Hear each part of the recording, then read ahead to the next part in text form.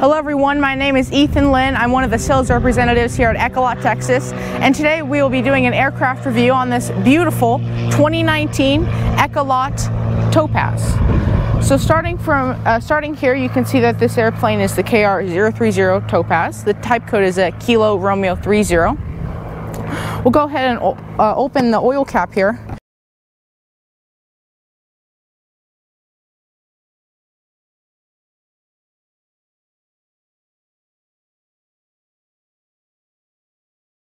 Now we'll go ahead and put this back on. It's very simple. You just turn this counterclockwise and it'll close.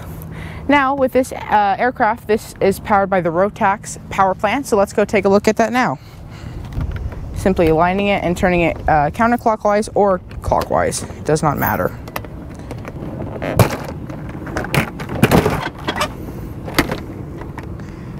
Now looking under the engine cowling, you can see the Rotax 912 ULS engine. On the standard Topazes from the factory in Poland, these aircraft are made in Poland. They come standard with the Rotax 912 UL engine, which offers 80 horsepower. This specific aircraft here has the Rotax 912 ULS engine, as I mentioned earlier, which has 100 horsepower in the engine. However, if you like any Rotax engine, or if this isn't enough for you, you want more power, anything the 912 IS fuel injection system, that's not a problem. You can get any Rotax engine in this aircraft, ranging from the 912 UL to the 916 IS. You can get anything in this airplane. Okay, so now since we've reviewed the engine, we're going to come here to the very front of the aircraft.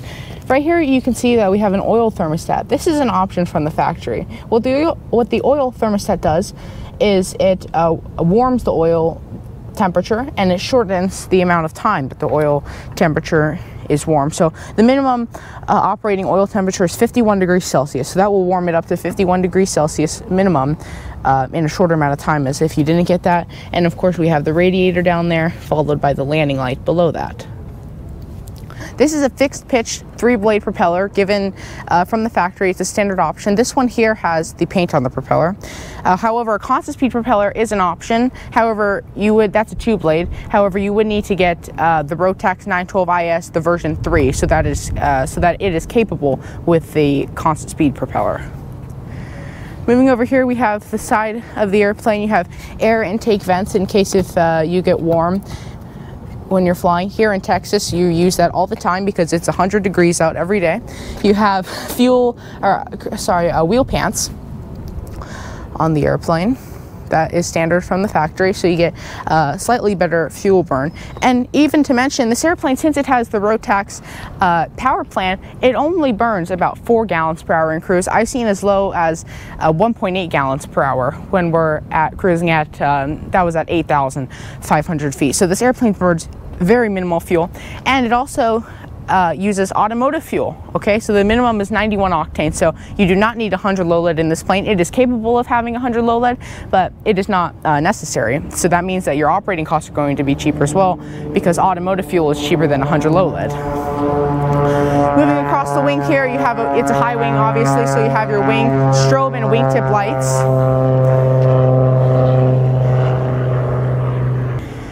You have your ailerons, your flaps here. This is not an aircraft that has flaperons. It is separate. It has ailerons and flaps. Moving across the airplane here, you have your emergency parachute. This is the Galaxy Rescue System. So in the event of an emergency, you can deploy your parachute. This becomes active at 280 AGL, above ground level. You have all your antennas, radio. Up here, this is a cover for where your fuel lines connect. Okay, so all of your fuel lines come up to the top here, and that's just the cover for them. Moving behind the airplane, you have your N number, of course, serial number, your horizontal and vertical stabilizer, right here, right, up and down. Your rudder. This is the Ekolot logo. This is the Ekolot Polish website here, www.ekolot.pl. You have your beacon light and another light for night flying.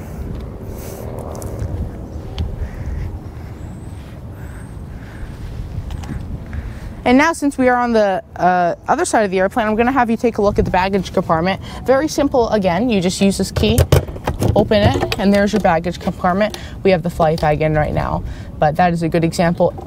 So this is great for like currently storing a flight bag, or maybe you're going on a little weekend trip and you want to maybe store a backpack in there or something like that.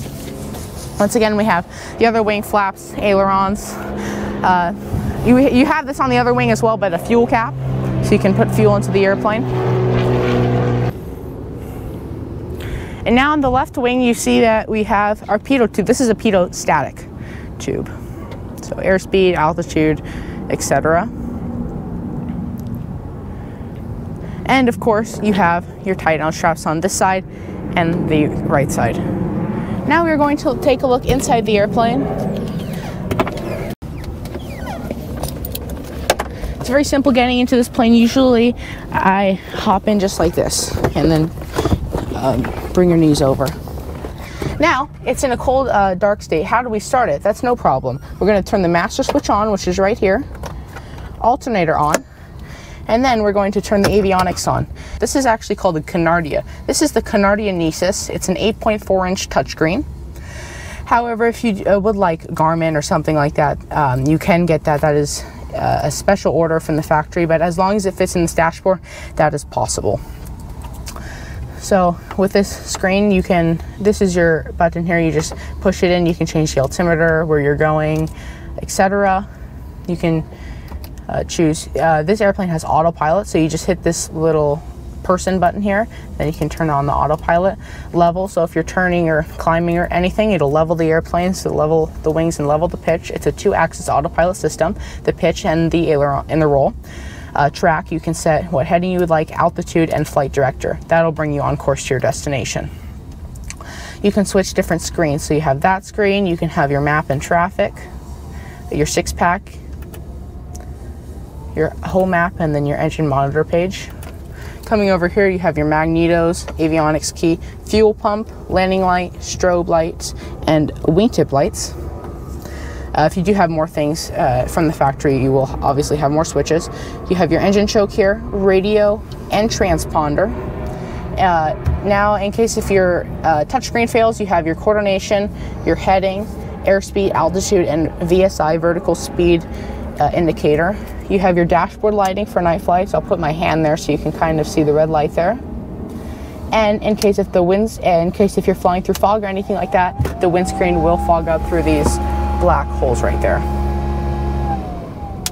Coming here, you have your autopilot switch. So currently it's off, but if I turn it on, that means that there is now electricity flowing from the servos to the controls of the airplane. Echo UAT, you have, this is our carbon monoxide detector. However, you have 2 USB outlets there, a push to talk button for the passenger, and a nice glove box where you can store anything you'd like. You have your alternator, so in case if anything fails, it'll appear red here, red light, flaps, trim, radio, or your alternator if that fails. You have your yaw trim, that is standard, rudder trim, that's what it means. You have cabin heating, so in case if it's winter time and gets cold, you can always turn that cabin heating on. This is a custom, this is special from the factory, okay? This is not an option with the Ekolots. However, you can get it, it will be custom. Your seat, I'm gonna do it on the right seat here. It moves back according to your height, so I'll move it forward now. And now I'll move it back. So that is once again a special option from the factory. Now coming here, you can see that we have some buttons here. So we'll start from the top. We have the push to talk button to talk to the radio, CTAF, or ATC, for example. Trim, nose down and nose up, and flaps. You can do up. I'm going to bring the flaps down 1 and 2. First, you can see the flap lever on the screen. It'll go to 1. You can see it.